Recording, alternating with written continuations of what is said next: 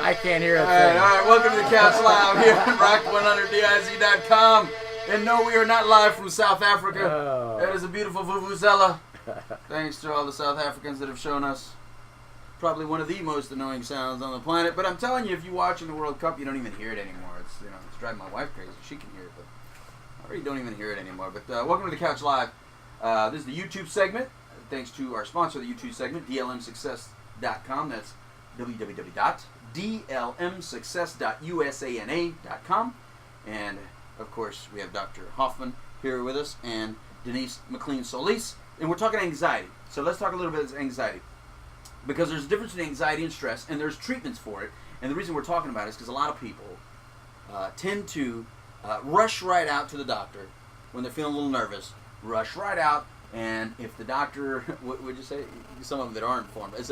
They rush right out to a doctor that may not be familiar with addiction. For those of you that suffer any kind of addictions, you might accidentally get something that you're not in for, right? Yeah, they're gonna get vitamin X. Vitamin Xanax. Vitamin Xanax. And now, unless you're actually seeking that, then that's the wrong thing to get. Because there's a lot of people out there that aren't really drug seeking, and then unfortunately can become drug seeking in the future because it's a very addictive substance. Benzodiazepines are not to be played with, especially that one. Yeah. That's the granddaddy of them all. Yeah, that's the granddaddy right now. All right. So, Denise, what are some things that you think can help reduce levels of anxiety? Well, there's a couple of things. One thing, definitely hypnosis can help because it can teach you calming techniques to undo some of the stressful thoughts you might be having, and help you use self-hypnosis to meditate and create a calming effect to kind of get rid of those thoughts. Foods, there are foods out there. Wait, before that, Yep. self-hypnosis? Yeah, self-hypnosis is a relaxation method. You could teach us self-hypnosis? Yes. All right, I'm going to put that on my list. All right, go ahead. I'm sorry. Self-hypnosis, Okay. and there's foods. Vitamin C is a good one. Vitamin C, if you know you're going to do a stressful task of some sort, if you take 3,000 milligrams of vitamin C, that may help reduce your stress so that you can cope with things better. Okay. Black tea is something you can drink to help calm down your blood pressure and all of that. So if you do get stressed out, you're not racing your heart and things like that. And omega-3s, which we know are good anyway, for a lot of things, they help reduce that. Raw veggies. Anything that helps produce serotonin in the brain is going to help calm you down, and those foods do. Yep. Nice. All right. And Dr. Hoffman, what's your take on it? Well, certainly one of the things that I'd recommend for patients to reduce stress is going to be exercise. Okay. Exercise is a great, not only the positive physical benefits, but also the positive mental benefits. Reduces your stress hormones, obviously great cardiovascular benefits, as well as, shedding weight, keeping one in shape, but just the stress management is huge. Okay. Also, manipulation can be very helpful for patients. And you're not talking about the lion type of manipulation? No. Okay. No. Physical? Yeah, physical manipulation. Like chiropractor style? Yeah, stuff. chiropractors or DOs. osteopaths, Yep. yes. Will help as far as, taking the areas of restriction out of muscles and musculoskeletal situation. Will help with reducing the stress and the muscular tension, and basically make people more relaxed and more physiologically functional. Okay, and I like it. And of course, all that stuff helps the psychology, because when you're dealing with relaxing your brain, like in the self-hypnosis, or you're talking about your nutritional aids out there, like the vitamin C's that you talked about, and eating the right foods. Then you're talking about your physical body, like Dr. Hoffman's talking about. That's that balance stuff that on our website, the Quest for Balance thing. Trying to balance out your body. You're going to suffer a lot less anxiety if you're balanced. A lot of people that are suffering anxiety are not very balanced people. Something's going on that's not being addressed properly.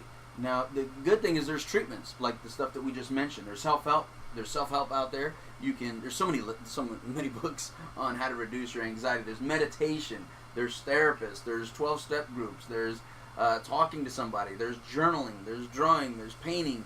There's any kind of hobby you can think of can help reduce anxiety. The key is that when you're in these anxious moments, your head gets very persistent on impending doom.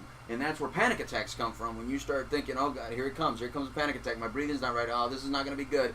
I'm starting to get a little anxious, getting nervous. And the thinking of it actually makes it a lot worse than it actually is. I would definitely recommend getting help for it. Of course, my caution is always, don't go get the medicinal help first. Go try some of those other things first. I mean, yoga's out there. I mean, I would have never tried yoga without somebody really being persistent and saying, give it a shot. It's just not something a Mexican guy is just all of a sudden thinking, oh yeah, man, I'm going to do yoga. That wasn't the first thing on my head. That wasn't my first thought. But that took some persistence by people that actually did it, saying how good it was. And, when it comes from somebody you respect and you look up to, it makes it a lot easier to handle. But that was actually very good. So, and that teaches you breathing techniques and all that. The thing about medicinal help, if we need to do benzodiazepines and things like that, is obviously it doesn't help the real problem a lot of times. It can give you problems as in addiction, as we spoke about. But also, when you learn to talk about the things that you may be fearing and that you may be ruminating about, we talk about fear being the acronym future events appearing real.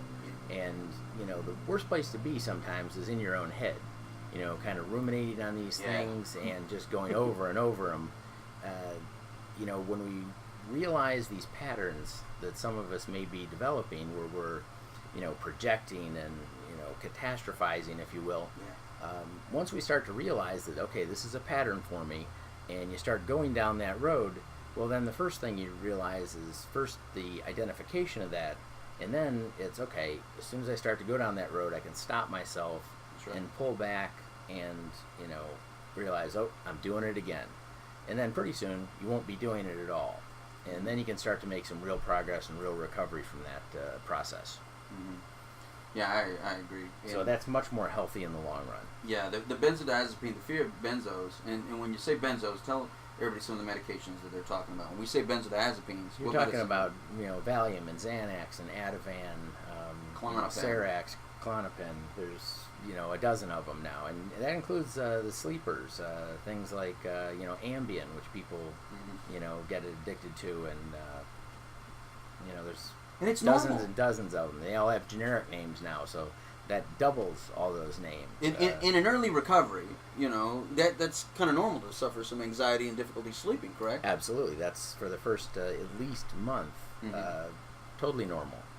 And there are safe medicines to go on that aren't going to feed that addiction center in the brain. Yeah, you use that with some of my clients, and they report, like within a month, they report feeling better.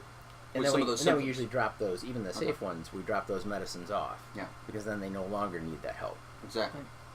Yeah, so. See, I like that. I always prefer that. And I know a lot of you out there, if you're in recovery, you prefer some sort of method that's more holistic approach or less medicinal in its approach. And that's great. I mean, there's so many things out there. The key is to keep sharing. The thing is to keep talking with other people about your anxiety in the meetings you go to, in the groups you go to or something, because somebody out there found something that works for them, and it just may work for you. And that's what we do. We talk about what works for us, and if that works for you, great. If not, there's a thousand other things out there that may be more of interest to you. But the key is to keep searching for something else, because if you just get stuck in the grind of using something like Xanax, and this is not just to attack them. So Xanax, don't send me any letters or don't send me any warning. You know what you do. You know how good it is. It's too good. That's the problem. And when anything is too good, of course, an addict is going to abuse it, or people can abuse it or become dependent upon it. And that's the key. We're trying to find a way to live without that kind of dependence happening in your mind and all that stuff. And when people, goes with it. When people talk about their problems, they lose half their power. Exactly. So anyway, that was our YouTube segment here for the Couch Live. Again, on rock100diz.com, holisticlifestylesradio.com, WWNN 1470 AM out of Pompano Beach. And like I said, our home office, our home station right here, rock100diz.com with Captain Chris Hill. We appreciate it. Denise Solis McLean, Dr. Ken Hoffman, me, the street certified dope Dr. Louis Delgado. Thanks to DLM Success, .usana.com, and of course, what, SoberDoc? SoberDoc.com, Starbeam Coaching, all these .com, StarbeamCoaching.com, SoberDoc.com, and our TheDopeDoctor.com. Anyway, that was our YouTube segment. Thanks. Been on the Couch Live. We'll see you at the other side of this break.